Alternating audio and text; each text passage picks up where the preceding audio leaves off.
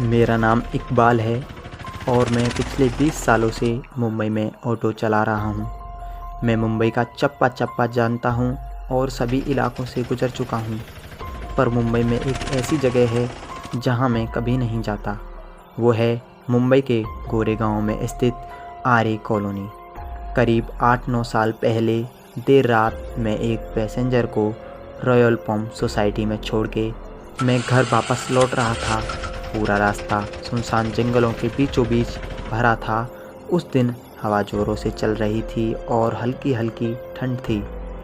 मैं किशोर कुमार का गीत गुनगुनाता जा रहा था कि अचानक तभी मेरी ऑटो के सामने एक औरत आ गई। मैंने झटके से गाड़ी रोकी और उस औरत से माफ़ी मांगने के लिए उतरा, मगर वहाँ दूर दूर तक कोई नहीं था। मुझे लगा मेरी आंखों का कुछ धोखा हुआ है, तो मैं ऑटो में वापस बैठ गया।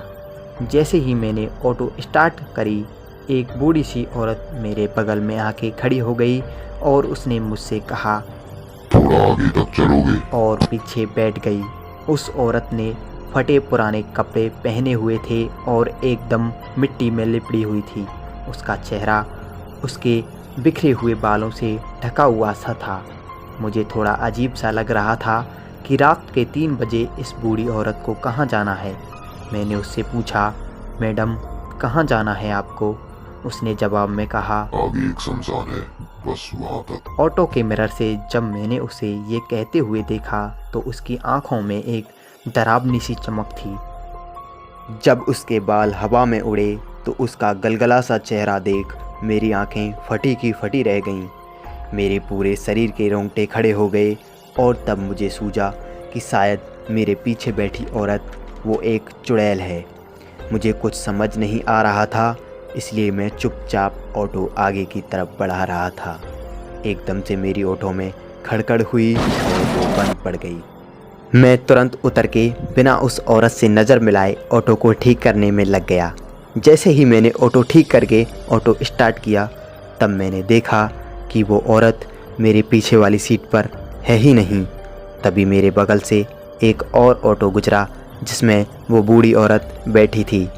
मैं उस इलाके से जैसे तैसे निकलकर घर पहुंचा और सीधे जाके सो गया। अगले दिन मुझे मालूम हुआ कि उस इलाके में एक ऑटो का एक्सीडेंट हुआ है और ऑटो ड्राइवर की उसी समय डेथ हो गई। और सबसे चौंका देने वाली बात यह थी कि वह वही ऑटो था जिसमें वो बूढ़ी औरत बैठ के निकली थी। इस किस्से के बाद मैंने कई कहानियाँ सुनी कि आर्य कॉलोनी में ऐसी सफ़ेद साड़ी वाली एक बूढ़ी चुड़ैल रहती है।